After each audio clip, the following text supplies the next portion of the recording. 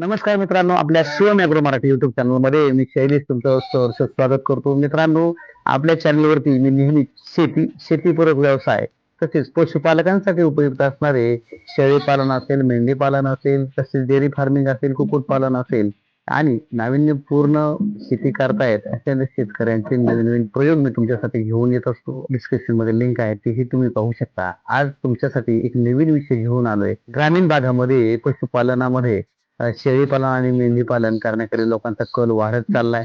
दूध व्यवसायाला सुद्धा लोक आता पसंती देताना दिसत आहेत. शेती करत असताना शेतीपूरक व्यवसायांना जे वाढलेलं महत्व आहे हे पातळीवरती सुद्धा पशुधन वाढवण्यासाठी अनेक प्रयत्न केले जात आहेत.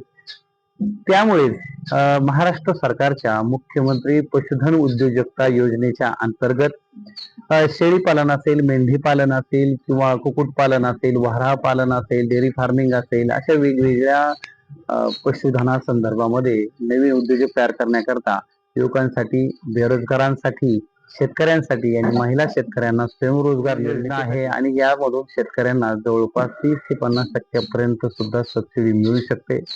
त्यामुळे या योजनेची संपूर्ण माहिती आणि अर्ज प्रक्रिया माहित करून घेण्याकरता हा व्हिडिओ शेवटपर्यंत पहा.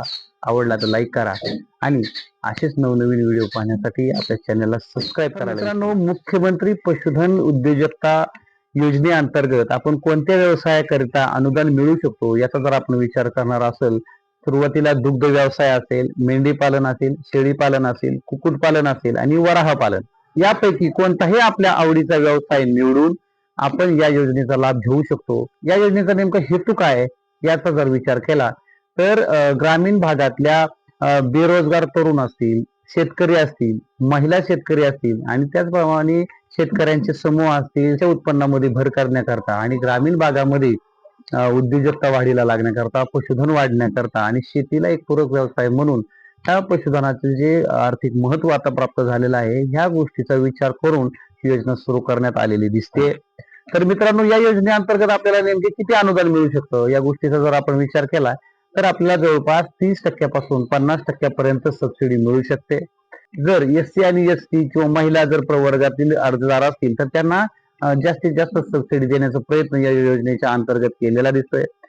थोडक्यात काय तर एक 5 लाख रुपयाचा जर तुमचा प्रकल्प असेल, शेळी किंवा मेंढी पालनाचा किंवा वॉट एव्हर जर तुम्हाला आवडीचा असेल तो, तर त्यातले जवळपास 2 लाख रुपये अनुदान मिळेल आणि 3 लाख रुपये तुम्हाला परतफेड करायचे.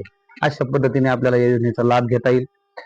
तर ह्या योजनेचा लाभ घेण्याकरता तर नेमकी पात्रता काय आहे, नेमकं कोण कोण अर्ज करू शकतं याचा आपण विचार करू. सगळ्यात महत्वाचं, महाराष्ट्र राज्याचा तो अर्जदार हा रहिवासी असला पाहिजे. वयाचे 18 वय पूर्ण असलं पाहिजे. 18 पासून वयाच्या 55 वर्ष वय असणाऱ्या कोणत्याही महाराष्ट्रात निवास करणाऱ्या व्यक्तीला, रहिवाशाला या योजनेचा लाभ घेता येणार आहे.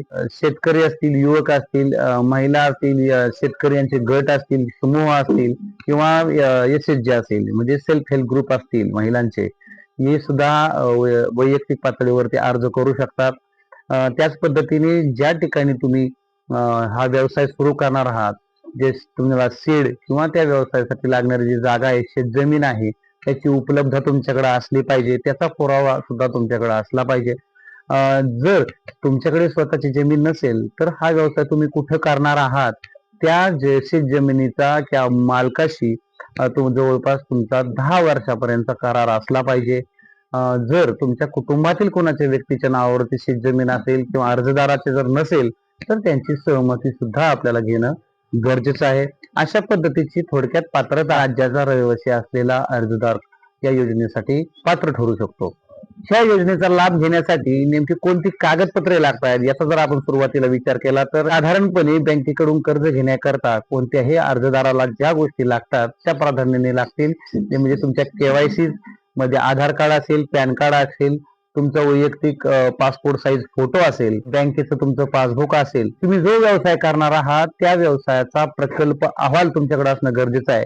प्रकल्प अहवाल म्हणजे काय की त्या प्रोजेक्ट रिपोर्ट मध्ये तुम्ही कोणता व्यवसाय करणार आहात, त्यासाठी तुम्हाला किती गुंतवणूक करावी लागणार आहे, बँकेकडून मिळणारं जे कर्ज आहे, तुम्हाला जी पैशाची गरज आहे, त्यामध्ये तुम्ही जनावरांसाठी किती खर्च करणार, शेडसाठी किती खर्च करणार, जर तुम्हाला जर काही मशीन यंत्र घ्यायचे असेल म्हणजे चाप कटर घ्यायचा असेल तर त्यासाठी तुम्हाला किती खर्च येणार, त्यांच्यासाठी जर काही खाद्याची साठवणूक तुम्हाला काही दिवसांसाठी करायची असेल तर त्यासाठी तुम्हाला किती खर्च येऊ शकतो, या सगळ्यांचा तुमचा ताळेबंद, जर तुमचा खर्च किती येणार आहे, त्याच पद्धतीने तुम्ही उत्पन्न तुम्हाला कसं मिळणार आहे, कधी मिळणार आहे, त्यातून तुम्ही बँकेची कर्जाची परतफेड कशी करणार आहात, अशा पद्धतीने तुम्हाला एक प्रकल्प अहवाल प्रोजेक्ट रिपोर्ट बनवावा लागतो. आणि त्या पद्धतीनेच बँक याचा अभ्यास करून तुमची पात्रता चेक करून आणि तुम्ही बँकेकडून कर्ज घेण्याची क्षमता तुमची असेल, तुम्ही त्यासाठी पात्र असाल, तर तुम्हाला या योजनेचा लाभ घेता येऊ शकतो. तर मित्रांनो, ही जर योजना तुम्हाला योग्य वाटत असेल आणि आज तुम्हाला ह्या व्यवसायामध्ये करिअर करायचं असेल आणि भांडवलाअभावी तुम्ही हा व्यवसाय जर एक्सपांड करू शकत नसाल, त्याच्यामध्ये वाढ करू शकत नसाल, तर त्या मित्रांनी नक्की या योजनेचा लाभ घ्यावा अशी मी त्यांना विनंती करतो. आणि या योजनेसाठी जर तुम्हाला अर्ज करायचा असेल तर नेमका तो कुठं करायचा या संदर्भामध्ये आपण माहिती पाहूयात. जर मुख्यमंत्री ग्रामीण पशुधन उद्योजकतेचा जर योजनेचा जर तुम्हाला अर्ज करायचा असेल तर पशुवैद्यकीय अधिकाऱ्यांना तुम्ही भेटा, त्यांना त्यांच्याकडून ही योजना समजून घ्या. त्यांच्याकडे जर अर्ज असेल तर त्या अर्ज तुम्ही त्यांच्याकडून प्राप्त करा, किंवा तुम्ही या योजनेसाठी लागणारा अर्ज डाउनलोड करू शकता. ह्या अर्जाची पूर्ण तुम्ही वाचून हा अर्ज योग्य रीतीने भरला पाहिजे. त्याबरोबर ह्या योजनेसाठी लागणारी जी मी सांगितलेली ती कागदपत्र तुम्हाला याला जोडावी लागतील. आणि या गोष्टी, हा अर्ज तुम्ही त्यांना परत अधिकाऱ्यांना सबमिट केल्यानंतर ठिकाणी तुम्ही हा व्यवसाय सुरू करणार आहात त्या ठिकाणी स्थळ भेट या अधिकाऱ्यांकडून केली जाईल. आणि जर त्यांना ते योग्य वाटलं तर त्याचा सकारात्मक ते विचार करून तुमचा जो अर्ज आहे हे बँकेकडे पाठवतील. आणि त्यातून जर तुम्ही बँकेकडून तुम्ही कर्ज घेण्याची जर तुमची क्षमता असेल, त्या पद्धतीने बँक तुम्हाला तुमच्या प्रोजेक्ट रिपोर्टचा विचार करून, तुमच्या मागणीचा विचार करून आणि व्यवसायातील भविष्य लक्षात घेऊन तुमच्या पात्रतेप्रमाणे तुम्हाला लोन सँक्शन करेल. जर तुमची मागणी 5 लाखाची असेल आणि तुमची पात्रता 5 लाखाची जर असेल तर नक्कीच तुम्हाला बँक यामधून 5 लाख रुपये देईल.